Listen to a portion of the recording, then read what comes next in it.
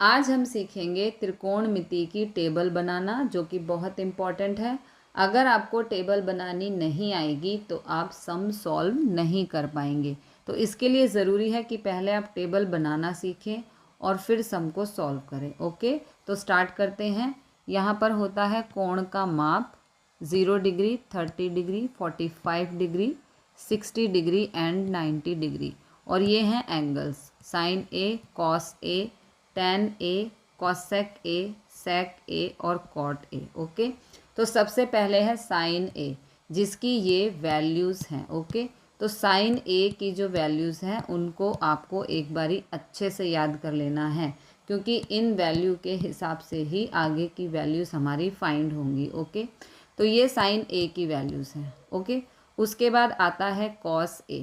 तो cos A की value find करने के लिए देखो बहुत सिंपल है, इस वन को यहाँ लिख देना है, मतलब उल्टा जाना है। ठीक है, इस वन को यहाँ लिखना है, √3/2 को यहाँ लिखना है, ये 1/√2, यहाँ पर भी 1/√2, फिर ये 1/2 इसको इधर ले आएंगे और फिर इस जीरो को इधर ले आएंगे। ओके, तो इसके लिए मैंने आपको ये बताया कि जो साइन ए की वैल्यूज़ हैं उनको आप अच्छे से याद कर लो, बाकी वैल्यूज़ अपने आप ही फाइंड हो जाएंगी। ठीक है, तो साइन ए की वैल्यू अगर हम याद कर लेते हैं तो कॉस ए की वैल्यू, यहाँ से आपको उल्टा जाना है, यहाँ पे 1, यहाँ पे ये वाली वैल्यू, यहाँ पे 1/√2, यहाँ पे 1/2 और यहाँ पर 0।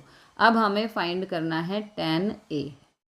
तो tan ए होता है साइन ए अपॉन में कॉस ए, मतलब कि ऊपर साइन की वैल्यू लिखेंगे और नीचे लिखेंगे कॉस की वैल्यू। तो लिख देते हैं यहाँ पे, देखो ये tan ए हमें फाइंड करना है, तो ऊपर होती है साइन की वैल्यू, अपॉन में होती है कॉस की वैल्यू।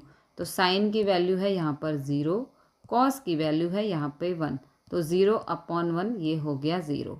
फिर यहाँ पर देखो, ऊपर साइन की वैल्यू, नीचे कॉस की वैल्यू। यहाँ साइन की वैल्यू है 1/2, कॉस की वैल्यू है √3/2, तो 2 से 2 हो गया कैंसिल, हमारी वैल्यू आ गई 1/√3। यहाँ पर ऊपर साइन की वैल्यू और उसके अपॉन में कॉस की वैल्यू। देखो साइन की वैल्यू 1/√2 और यहाँ पर कॉस की वैल्यू 1/√2, पूरे से पूरा हो गया कैंसिल, आंसर आ गया 1। फिर यहाँ पर ऊपर साइन की वैल्यू और नीचे कॉस की वैल्यू। साइन की वैल्यू है √3/2 और कॉस की वैल्यू है 1/2, 2 से 2 कैंसिल, आंसर आ गया √3। अब यहाँ पर साइन की वैल्यू ऊपर, कॉस की वैल्यू नीचे, 1/0, इसे हम कहते हैं अपरिभाषित। ओके, अब हमें कॉसेक ए की वैल्यू फाइंड करनी है। अब हमें फाइंड करनी है कॉसेक ए की वैल्यू। तो कॉसेक होता है साइन का उल्टा। देखो कॉसेक होता है 1/sin, यानी कि कॉसेक होता है साइन का उल्टा। जो भी साइन की वैल्यू है उसको उल्टा लिख दो तो वो कॉसेक ए की वैल्यू बन जाएगी। देखो कैसे, कॉसेक ए का मान हमें फाइंड करना है, तो साइन पे जाते हैं, साइन की वैल्यू है यहाँ पर 0/1। अगर इसको हम 1/0 कर दें तो ये होता है अपरिभाषित। ओके, तो ये एक वैल्यू आ गई। यहाँ पर है 1/2, इसको 2/1 कर दो। यहाँ पर है 1/√2, इसको √2/1 कर दो।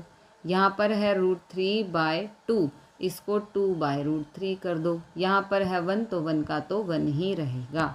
अब सेक होता है कॉस का उल्टा।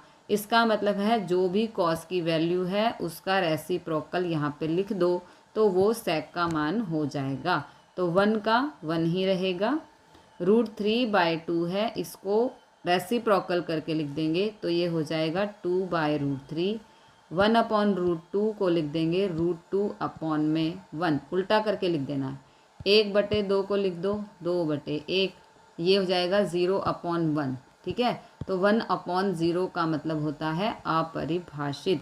फिर नेक्स्ट है कॉट। तो कॉट tan का उल्टा होता है। ओके, तो tan के जो भी मान हैं उसका रेसिप्रोकल करके यहाँ पे लिख दो, कॉट के मान आ जाएंगे। तो यहाँ पर है 0, ये 0/1 है। ठीक है, तो इसको हम लिख देंगे 1/0, तो ये हो जाएगा अपरिभाषित। ये 1/√3 है, इसको √3/1 लिख दो। ये 1 है, 1 का 1 ही रहेगा। ये √3/1 है, तो इसका उल्टा लिख दो 1/√3। और ये है अपरिभाषित, यानी कि 1/0 है, तो इसको लिख दो 0/1। तो ये बन गई आपकी त्रिकोणमिति की टेबल।